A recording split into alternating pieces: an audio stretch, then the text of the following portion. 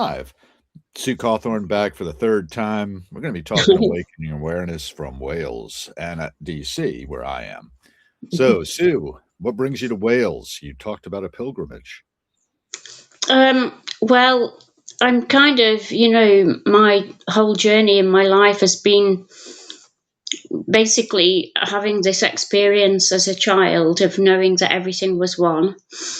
And then I explored it in as many different religions and walks, philosophies, and everything that I could, and had a look how they saw it.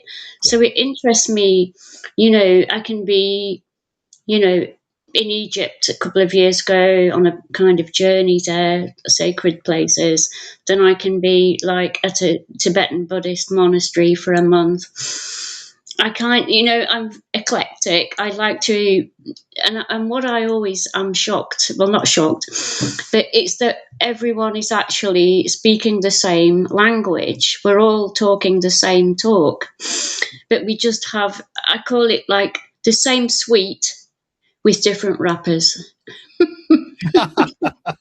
It's like a box of chocolates and they're all the same. They're going to be all, strawberry cream or fudge or something.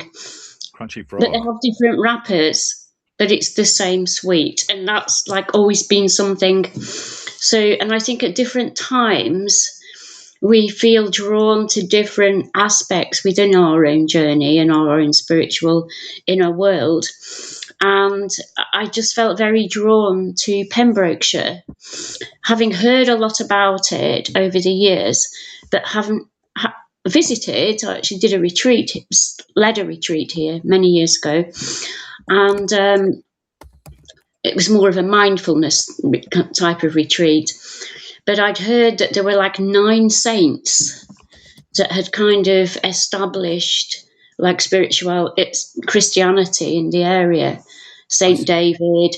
And I'm actually staying on Saint Bridie's Bay, who came from Ireland, in the 6th century with Saint Columba and Saint Patrick and all of, those gems. And was lucky enough to find a place just on St. Bridie's Bay and visited the bay yesterday, and I just felt so moved. It had beautiful streams like kind of coming into the ocean and a lovely bay which was just like heaven. It was just the energy was so gentle and a kind of like coming home type feeling, even though I'd never been here before, it felt like home. So I think we all, have those special spots, and I'm lucky that I experienced one of those yesterday and, have a few more weeks to explore the area. So. And while you were walking by the sea yesterday, you mentioned you started thinking about awakening and awareness. I did, because I was thinking about like how I kind of can lean into any kind of philosophy or path like Hinduism, Buddhism, Christianity. It doesn't have a division for me at all. It doesn't have these divides and categories. It's just a different expression of the same truth.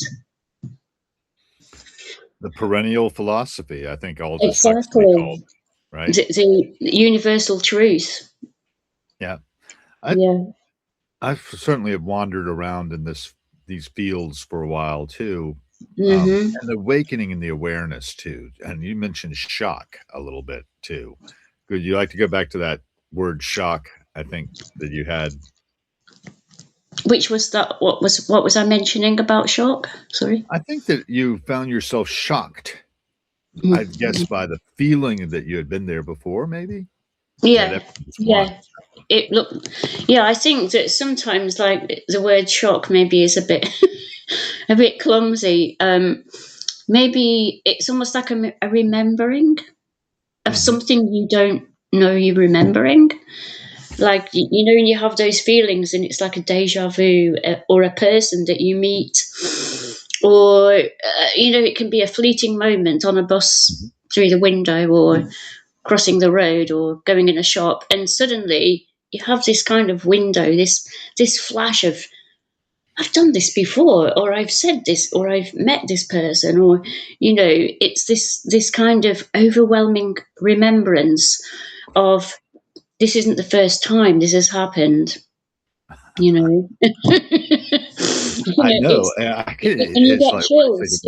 You get this. It was more of a, not a shock, but chills. When you or a get feeling. those kind of, and you can't explain why you get that. It's almost like your etheric body knows something that your senses and your perception doesn't know, but maybe it's an intuition. I like that intuition. Yeah, I get the feeling of almost like a sense of vertigo when it happens, that I've got Yeah, this little, like, slightly wave dizzy. passing through me, Waves. Yeah, and that sort yeah. of and Gurdjieff talks about this a lot, that we need to be Yes. shocked. We need to shock ourselves into Yeah. awareness. We need to do things that will sort of make us more aware of ourselves, more awake, because he says Mhm. we're pretty much automatons most of the time, going through robotically the same pattern Automatic. without Automatic. really being present, Mm. without being awake. Mhm. And he Mhm. would sit in silence in front of his audience sometimes for a long time, and then finally just yell at them, "Wake up!" Which I like, it's sort of like, and just novel ideas that could be presented too. I think you and I both are following Mayor Baba, and Mayor Baba Mhm. may be following you, apparently. I love that story about how the automatic writing came. Mhm. He had Mhm. to write, and then it signed this Yeah. e-sign. Sometimes it was just M. Baba. Yeah, and that's just Or so shocking. MB. Later on, it became MB. Yeah. Yeah, and so you knew where your intuition was coming from. It's flowing through you from Mhm. a field, if you will. I don't know. I just know Well, how I always knew when he was coming. I could be in the most mundane situation, like washing up or, you know, rushing to work or anything, but I'd get this frequency. It was like a higher frequency would kind of just like rain pouring over me, like the rain suddenly you can't control it, it's just falling, and you're aware of the wetness and the coldness. It was like that with Baba, where I experienced like a wave of, I can only call it bliss. It was like ecstatic bliss, but not, I could integrate it into whatever I was doing, but I knew that I probably had to like find an excuse to go to the loo just to be on my own, or go somewhere else for a minute. And then I would get the paper and then just start writing. And then it all made sense. But it took me a while in the early days because I thought I was like I was on drugs. I was like, I haven't taken anything. I didn't never really took any drugs because I didn't think I needed them, to be honest. Was already. So I kind of found that in the beginning I just thought I was having a high. And then it was a bit too high for me, like really ecstatic. And this feeling of like merging into everything. There was no like one individual, and that no separation between anything, like a sea of experience. There was no, I wasn't even watching myself. I was just, and then I remember thinking, that all the descriptions of awareness and all the writings and all the religions, when I was experiencing being in it, all of that was not there. There were no words, no poetry, no, amazing kind of quotes or mystical teachings. It had all gone. And it was empty, just completely empty, but vibrant in a way. Like I used to say, I feel like when Baba comes through, I could light up every power station in the world. It was, it was like I could light up every electric bulb in not me, but what was coming through him to, connecting with him. I The see what you power mean. an energy. And I remember once he said to me, every single person in the world has this power. That's the important That's thing. what we are. Important message. This is what we are. And we have become like little excuses of who we are, Like we have forgotten so much our magnificence and we are the universe. Yeah, one of the things And he lived that. And I know why he stopped talking, because I think he just felt that he couldn't convey with words what he knew. The words had gone. No, there's no need for words, actually. The presence was enough, I think. And we are talking about the infinite streaming through us, so it's no wonder you feel the instant power, the infinite power, infinite bliss, infinite everything, infinite knowledge, I think, too. That sort of field of understanding, wisdom. Yeah. And this reminds me of Napoleon Hill and his experiences that he wrote about, whether you take him seriously or not, and whether you take any of this seriously or not. It doesn't matter. It's sort of the divine joke, the cosmic giggle. So I'm riffing off of a number of different sages, and when I say these things, Bruno Batati has put in something into the chat, so I'm going to read that to let his participation enter into this conversation. I relate these epiphanies or deja vus to our sudden recall of past lives. It happens to me so often I've learned to watch it as a movie. And he is a producer of movies, so that's appropriate. Not being overwhelmed by it is also not ignoring the wondrous repetition of the feeling, wondering how old a soul I am. And then he goes on concerning 6th century saints. He resonates historically with the problem of the Justinian plague at the time, which forced the church into extreme orthodoxy. Rings a bell with COVID. We are desperate for some orthodoxy to organize all the half-truths and conspiracy theories with the risk of choosing wrong orthodoxies. Well, that's certainly the orthodoxies I'm witnessing in my country are quite present. In fact, yesterday we had a IndyCar race right here in Washington, D.C. I didn't see it at all. I was working at Daily Provisions, where I'm behind the counter, trying to stay awake and aware and present. And I find that practice is really interesting because I'm looking constantly for any little smudge, any little indication of imperfection in the space, because I want it to be so nice that people want to come and stay and eat and set up their little laptops and work or whatever and be part of, the whole dynamic that we all are together. And one thing you talked about the frequency that you felt coming on. I like that word because it reminds me of the one note, right? Are you familiar with Pure and Easy, the song by Pete Townsend, where he talks about once there was a note, pure and easy? Yes. Yeah. And, all of that is about Mayor Baba and his impact on Pete's consciousness as he was coming through the 60s. And, Ronnie Lane as well. We talked about him being influenced. I've got to get out The Passing Show, which is a life and times of Ronnie Lane, where he was going around in a caravan, like a little gypsy caravan with his band playing around England. And it was a circus. So this is all a circus in some ways. I remember there's a line in my favorite band, one of my favorite bands, King Crimson here. Oh, wow.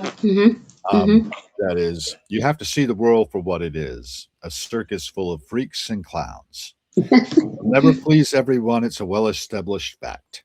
And then they say, I recommend a fifth of Jack and a bottle of Prozac, which I do not recommend necessarily.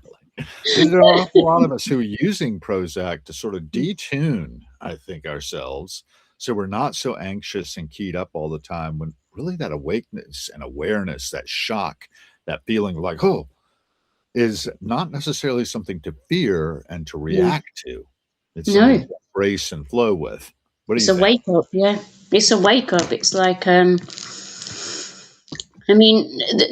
thing is, after I had been to the Bay,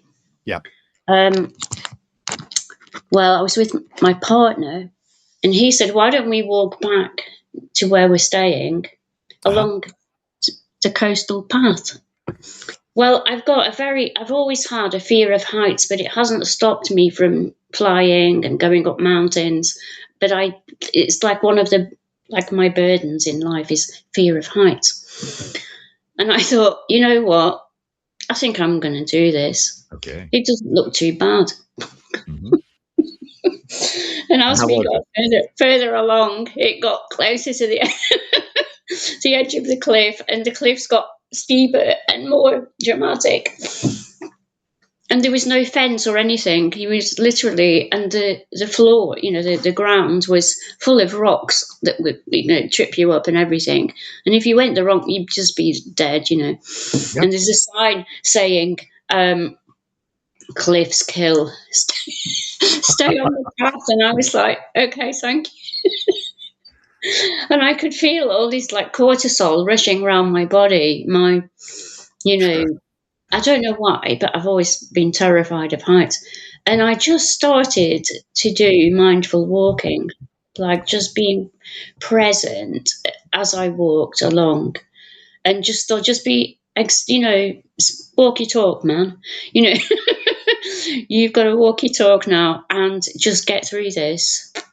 And then it got to the edge, right on the massive, like hundreds of, straight down into the ocean. And then I turned a corner, and it was going down a slope, down a steep slide with rocks on. And I just was like, okay, just walk even more consciously. God. And then I began to kind of like laugh at my situation, and it was like I said, "Thank you, God. This is a blessing to actually have the opportunity after having this shock wake up at Bridie's Bay, and then I'm walking along, confronting one of my worst fears, and I felt so empowered when I got back. I felt really alive, It was kind of, I didn't think I could do that, but I did. I think it's really important to do things that you're afraid of and things that take you outside of your comfort zone, because that's where unconsciousness lives. It's like, I think routine and keeping like it steady and being grounded, that's very important. Looking after your body, eating good food, it's being conscious of, it's not being separate from the body. I mean, we are not just our body, but we are our body as well. So it's like not to identify with the body alone or the mind alone, but to actually encompass that and be conscious with it. It is a divine temple, as everything else is. We're all one. Everything, there's no split between awareness and being aware in the body. It's all the same. That's what I really saw when Baba blessed me with his presence. It was this inclusiveness of everything. That's right. It's all one. You can't say that isn't as divine as like that chair, or you cannot compare. It's all the same thing, isn't it? Mm. Yeah. All living consciousness, as I think it was said in a song about Apasti Maharaj. Oh, yeah. Have you dug into Apasti Maharaj much? No. There's some good videos about him out there, and of course, he was the one who threw the stone that hit Baba exactly where Babajan kissed him, and it opened up a little blood. But was this a lady, a woman? It brought him back to ordinary consciousness, where Baba had been walking in this trance state almost, right, and living in that bliss state so much that he wasn't eating, he wasn't doing much of anything aside from existing in this state of bliss. And then that was right after Hazrat Babajan kissed him on the forehead, right, underneath the neem tree in Pune, India, if I remember the story correctly. And Apasti Maharaj himself had heard this singing in his soul and been driven to Sai Baba of Shirdi before he met Mayor Baba came along. So, these guys were all sort of enmeshed in each other. And, somebody who had been a fairly successful pharmacist suddenly becomes this guy who wanders about naked and sleeps in dustbins. It's just, people took him to be mad, he said, but how can you cannot attain godhood unless you become mad. That's I right. kind of You've got like to that. let go. Yeah, let I've go. had my own madnesses at times. Now, I want to read what Bruno's written since I don't want to neglect his participation. He's written 450 AD resonates with 2020 to 2021 for a plague. 560 AD resonates with 2026. Justinian ordered the closure of Athenian philosophical schools, even Plato's Academy, to center and control of the narrative and the church. Does that sound familiar? Yeah, kind of does. This explains a very interesting outcome of the turbulent period, the surgence of monasteries to keep the classical world knowledge from the barbarism of the Middle Ages. Well represented on the book and movie The Name of the Rose. That's Umberto Eco, I believe. Yes. Should Yeah. we be heading to build digital monasteries to save the knowledge for 1960?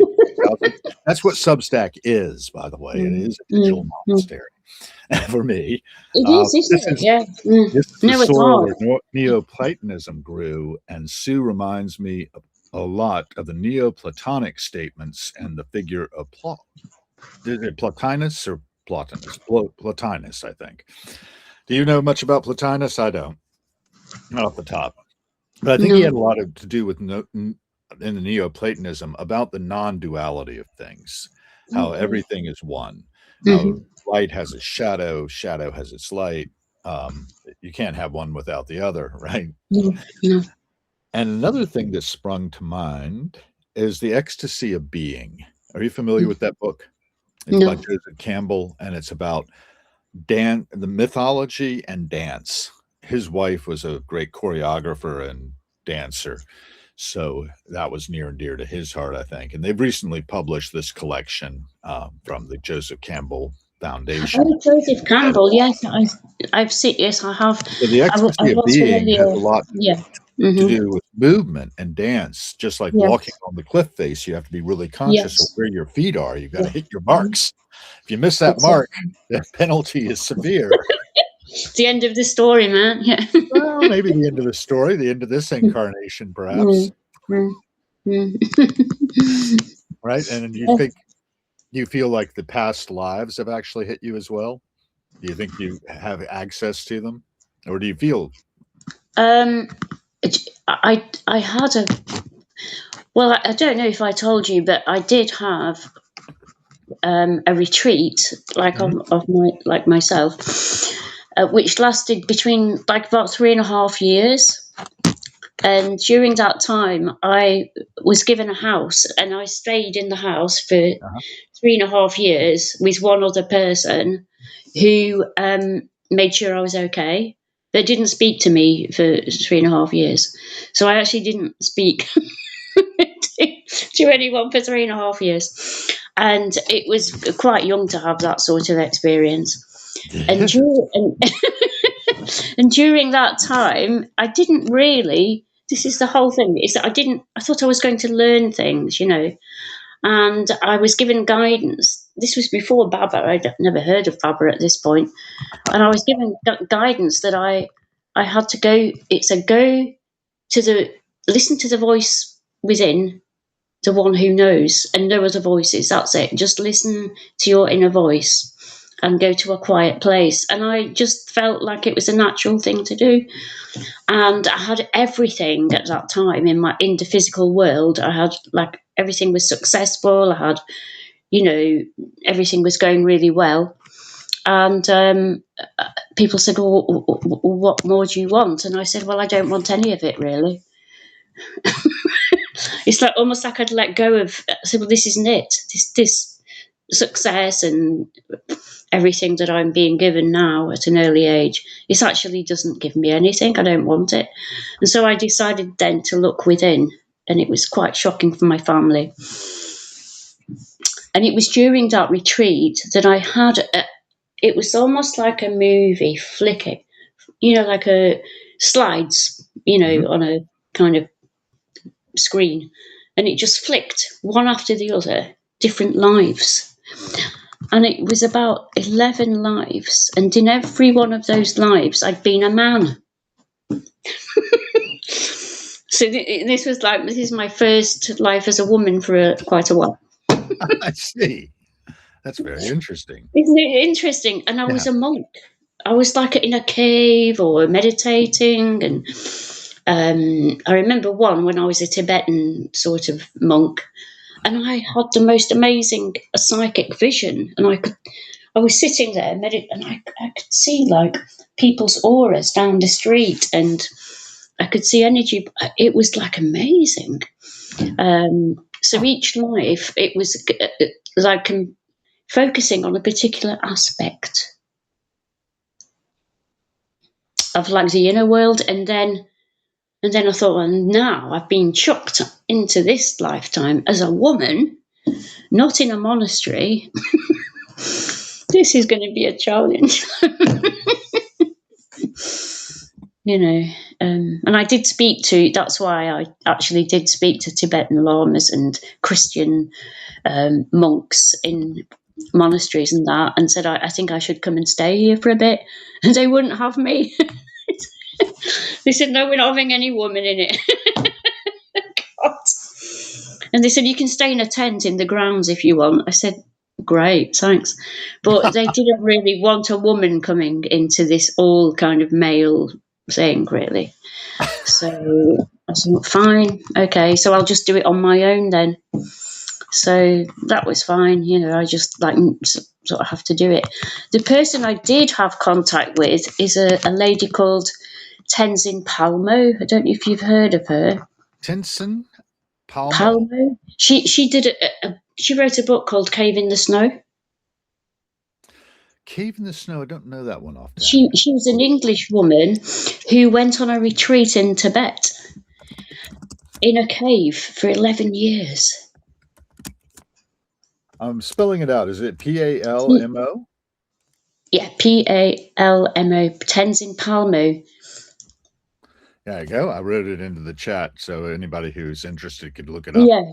And I actually, after the retreat, was in touch with her, and she was very supportive. And she said, well done. That takes a lot of courage to go on a retreat on your own in the West. You know, she said, I did it in Tibet and I had support like from monks, but, you know, hers was later than mine. So it was like, no, hers was earlier than mine, sorry. But she lived there for 11 years in a cave and just had rice and, you know, dal, and just made food and sat in the cave for 11 years. And she has now started a women's only retreat centre in Dharamsala. Yeah. And she said to me, you must share with people about your retreat. Because I said I feel very embarrassed about it because it didn't fit in with like the society I lived in, or it didn't fit into going to Tibet. It was like a independent retreat, if you know what I mean, on my own terms. So I felt a bit, you know, I didn't fit into any of the boxes. But she said, no, she said, you must actually share what you experienced on that retreat. But I haven't really done it yet. So she wrote me a lovely letter and had it hand delivered to me. She was amazing. Yeah, she said, you know, it's great that you had the courage. And she said it's great that more and more people in the West are now going on retreats. You know, not in Tibetan monasteries or Christian, but, you know, individual people, you know, offering retreats. She thought that was really good. This is reminding me of a retreat that a number of my friends took in 2015 to Soldiers Field in Chicago. Yes. Yeah. Now, what they were doing was they were celebrating the music of the Grateful Dead, its 50th anniversary. And for 3 nights, July 3rd, 4th, and 5th, I believe, they all got together. And, you know, over 300,000 people were there. And what Mickey Hart said at the end of that thing was so important. It is, take what you have here and do something with it. So in other words, the retreat is nice, but what's really going to make it matter is if you take that spirit and live your retreat out in the world. This is the fourth way, right? The idea of living your life and doing that work and being, and Baba said this too, being in the world, but not of it. So you have this Yeah, inner, that was lovely, that post the other day. Yes, I thought that was great. yeah, Mm. that's the key. That's an inner immigration, so to speak, from being so caught up in the surface of things. And again, Mm. Harrowings just scratches the surface. But being caught up in that, that's all I really see, but actually being able to step back from all of that, watch it as a passing show, have a degree of equanimity about it, and then take mindful action, being where your feet are on that cliff and realizing you're always on that cliff. You're always 2 minutes away from death if Yeah. you stop breathing. Yeah. Yeah. So you can have an ecstasy of being in the Mm. just that sheer awareness of how miraculous it is that you're maintaining homeostasis, right, in the body. Mm. I've yet to see mind separate from body, so I've got that feeling of unity of the two things, and that the body basically is a manifestation of the mind, and the Yeah. world is an Yeah. outpicturing of our Yeah. inner mental state. Yep. How we see things is not necessarily so either. Right? No, Or the no. picture that meets the eye, I think was the No, line. it's just seen through the particular little crack in the cave that we're peering through at that time, isn't it? And that it's like a kaleidoscope changing constantly. Yeah. That idea of being able to see the auras of the people down the street you mentioned to this Oh particular God. incarnation you had, right? Mm. That was very interesting to me. Do you see auras these days? Yeah, I do. That came through. I see Yeah, them too. that was. I was known as a child and young person as cosmic Sue or psychic Sue. like, so yeah, I mean, I think as I said, it made me very popular with people for winning money, on the horses and the lottery, and I thought there's got to be a higher purpose than this, to.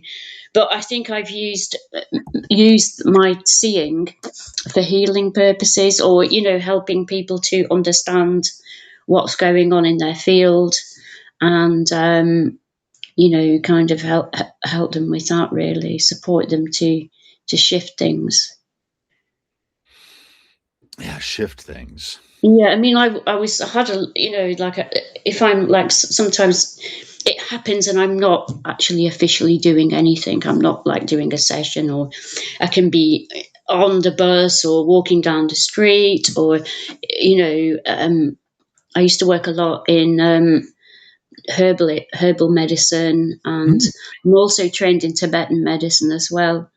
So I kind of very have a side of me that's very interested in the healing, and I think frequency has a lot to do with illness and what people are carrying in their minds and in their emotional body. So that all keeps people down and not able to really connect with their true consciousness. Yeah, that's true. Mm. And you mentioned the healing. It's funny, I wrote this morning and linked into it a little tune called The Healing by Ghostlight. You know what a ghostlight is, by the way? No. In the theater, in order to keep people from falling into the orchestra pit and things like that, or the little conductor's pit. Have you ever seen Charade, the movie with Audrey Hepburn and, um, Mhm. gosh, now I'm forgetting the male lead, and how can I Cary Grant. Mm. The two of them basically have a situation. Walter Matthau is trying to kill them, and they have him on a stage, and there are little traps in the stage too that drop him down, and that's how I'm spoiling the movie now, but you should see it. It's a good movie.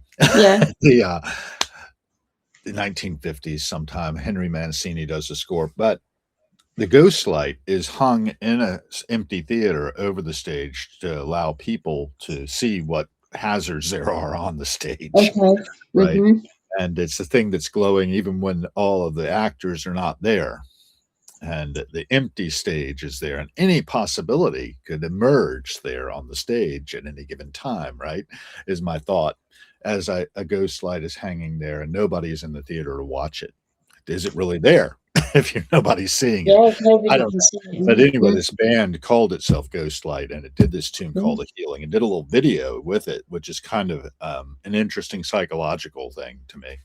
Um, and it spans the whole life of. And the line is from baby's breath to the rattle of death and all the magic that lies in between. And I Oh. like that line very much about and the healing that you're Mm. going through as you move from dawn to dusk, because we incur a lot of injuries along the way unbidden, and God knows that people suffer out here. Mm. So that's a big part of what we're trying to do also, I think, through our practice is to Mhm. mitigate people's suffering or at least give it meaning. Yeah. Because a person can stand anyhow so long as they have a sufficient why. Yeah. A line from Viktor Frankl, right? From his Yeah. logotherapy, in which Mhm. he's talking about, man's search for meaning, how he got through the Yeah, concentration camp. Auschwitz, yeah. Mm. Yeah. Was it Auschwitz he was in, yeah? I think he was in Auschwitz, yes. Yeah. Anyway, Mm. one of those horrible places, and Mm. survived it to write logotherapy and to practice it as in the search for meaning in our lives. And I see we got some more things coming in here. Bruno would like you to transmit healing frequency at a distance, or do you need a person or patient presently in front of you? Distant is fine. Distance Reiki. I've had my friend Odette practice that on my father when he was dying, or in the process of getting worse and Right. worse until he Mhm. died. We didn't know Yeah. he was dying until he was actually like Close. down, and Right. there Mm. was no getting to him either because his body had blocked the bathroom door. And Oh. so, Mm. but when they got to him, he was actually still going, but barely, and was never regained consciousness. But that was kinda lucky, it was only a day. My mother's Yeah. now through the process. I visited her last weekend of not being communicative much, though she was a little communicative. She's noticed that my wife and I were wearing the same name tag. Both of them said Hal Gill on them, and she kept going one to the other saying, Hal Gill," and she's very amused at this, but that was about as much as was going on. So, watching those things happen to us as we go from dawn to dusk and cradle to grave and baby's breath to rattle of death, if you prefer, it's it's kinda daunting because, nobody really knows what happens No. entirely, and we have sensations about it, we have our stories about it, but when it comes down to it, one of the facts of life is nobody really knows what happens when you die. Um, Well, and I can maybe talk to you about that as well. we can, yeah, let's do it. I got a few minutes. Okay, one of the, I suppose, gifts also that I have is actually, for some unknown reason, is communicating with dead people. Alright, And well, I love that. it's not something I tried to do. It just happens. It happened from the age of 3 or 2, I think. So you I got a was in sixth I was sense. in my yeah, I was in my, cot, that's how young I was, and Yeah. my mum could hear me speaking. And she said, "Are you not asleep yet?" And I was actually standing up, just like probably just about able to walk, and I was holding my toys, laughing, talking to people. And she said, "Who are you talking to?" And I said, "Auntie Mary, Auntie Susie," and rhymed off 4 of my grandfather's sisters. And I could hardly speak, but I knew their names, and I'd never met them, and I'd never been told they existed. But I saw them as clear as the normal people. And they And my knew that mum they said, were yeah, aunties, so they were there. Yeah. And I could I see love their that. clothes, what they're wearing, their everything. How's it happen now? Does it happen much now? Oh yes, but as I said, I didn't pursue. I was, at an early age, say about 16, I went to a medium circle, and the first night I went, I channeled 2 people and like spoke. I'm what they call a trance medium, so I actually spoke in the voice of the person. Without knowing them. No. Ah, fantastic. We also have another So thing I there wanna you go. read from the I mean, comments. that's just not something I've pursued or interfered with my spiritual journey, but it's just, I'd call it a siddhi or something, or a gift or something. But I don't Good. chase it. It's just there, and it only comes through when it wants to. That's interesting.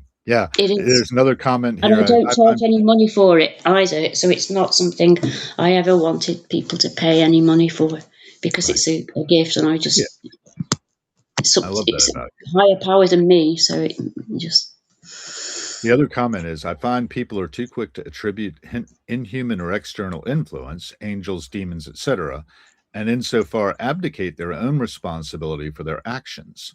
What do you think about the influence of the external on daily living? I'll let you answer that one. sorry, there was quite a lot of information. I'm not quite sure. Well, Like, I think that the idea is that we're too quick to try to say, "Hey, the devil made me do it." mm, However, we have personal responsibility for our actions, and here he's asking, or she, Rune Knight mhm. 3, whoever that is asking, "What do you think about the influence of the external influences on our daily living? Do Well, you think we're I think steered by spirits?" it's more, to be honest, to do with human beings. Those are my most the people I fear the most. Not fear the most, but like They're most influential. I have been the recipient of dark magic. Put it that way. I have had magic done for whatever reason. I don't know, like what. Usually to try and sort of manipulate me or something. When I was younger, I kept like feeling that a certain energy was around me and I couldn't understand it. And then I was guided to look in a cupboard and found a voodoo doll with my name written on it. Alright. How Yeah. about that? When did this happen? Yeah. But this was, I was very young when that happened, before my retreat. Ah, And a few times, it's like I just pick things up. Once somebody said to me, "You've got to come and meet these gurus. They're very special, very important. They have superpowers and all of this. You must come to a meditation." And I went to the meditation and came out feeling terrible. And all night I had dreams that this was not a good person at all. I confronted the guy who was actually my dentist at the time, and I said, "This guy, do not trust him. There's something wrong." So yeah. it's like we're aware. I mean, if you're conscious, like both times I was conscious of this dark force. This guy did turn out in the end to be a complete fraud, by the way. But I think the more conscious you are, the more awake you are. You're conscious of these things, and you're not going to be pulled in by them. So I think it's wake up, and wake up all the time. It's like That's it. Wake up.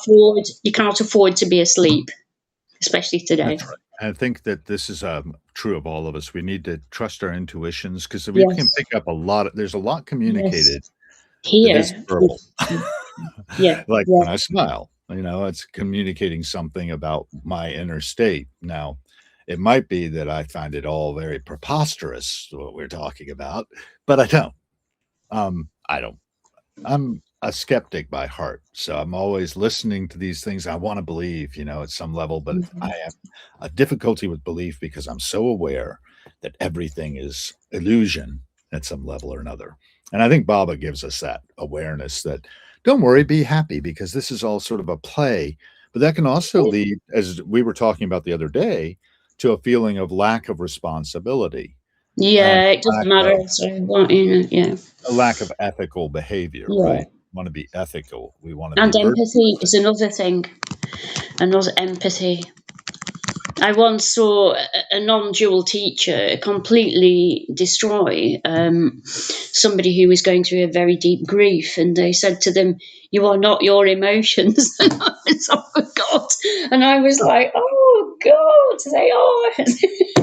I'm So I running think we've up got. against my deadline. I've gotta take my wife into work, Okay. but we'll Well, have to lovely continue to our speak to you. conversation. Yeah. Now, you mentioned I wanna clear this up a little bit. You mentioned that August 27th, you might have some availability also, or Yeah. Sure. Yeah. I Mm-hmm. think we've opened up a lot of things that could be Yes. expanded Mm-hmm. upon. I don't Mm-hmm. know my availability on August 27th yet. My schedule hasn't come out. I work down at Daily Provisions at a cafe, so I need to be there when I'm supposed to be there. I left an hour early the other day. The manager let me go, not realizing that I was making a mistake about my off hour. But I worked an extra hour yesterday, so that was good. And change. We have some comments too. One of them at the bottom is Farid Al Safar says, "Lovely to see you, our beautiful Sue." I thought that was nice. I want to read Bruno Batati's last comments too before I go. There are not only demons and angels, also lost souls, as in, quote, fragments of dead personality, unquote, who roam through the material plane in search of a meaning to their sudden death. They influence us with a certain desperation. They want help, and we are not always ready to give it, overwhelmed by our own problems. And then Bruno Batati says, I am constantly hounded by young men who died of AIDS in 1981 to 1995. I have sudden epiphanies of their lives. I have no way to know. And I was alive when they died, and they are not my past lives. And hello, Kitty. What's the kitty's name? This is Rudy. Rudy? Rudy. Got it. Yeah. Hey, hi, Rudy. There you go. Tortoiseshell. I used to have a tortie. It's gone now. My tortie was named Cassandra because I have the gift of true prophecy no one believes. So Cassandra was near and dear to my heart. So Catzandra became her name. Oh, that's brilliant. Catzandra. She lived 19 years. And the very day she passed, Patti Smith was performing at the Anthem here in D.C., so I went and saw that. And a week later, her cat, 21 years old, Cairo, passed away. Oh, wow. I have somewhere around here, Patti Smith's Book of Days, and Cairo figures on the back cover. Her Book of Days, by the way, is worth price of admission. It's a little snapshot she's done with little comments she's made about on each day. It's kind of a meditation on what was important to her for that day or something. Anyway, we're going to wrap up. Last words, Sue. What do you want to take away for this? I was just thinking about the comments and about the souls and everything. To be honest, when, sometimes I think I should talk about what I saw on my retreat, really, because there were so many dimensions that we don't see. And that's one of the things I saw, was like how many different worlds and dimensions exist but are not known by most people in this physical dimension. So, well, that sounds like a great topic for our next talk. Oh, yes. Well, I can see Tenzin Palmo going, good. I told you. He's feeling safe enough, It's feeling safe enough, to do it, really, These can be three-way conversations. So if you have another guest you think might be a good one to have with us, I'd be open to that.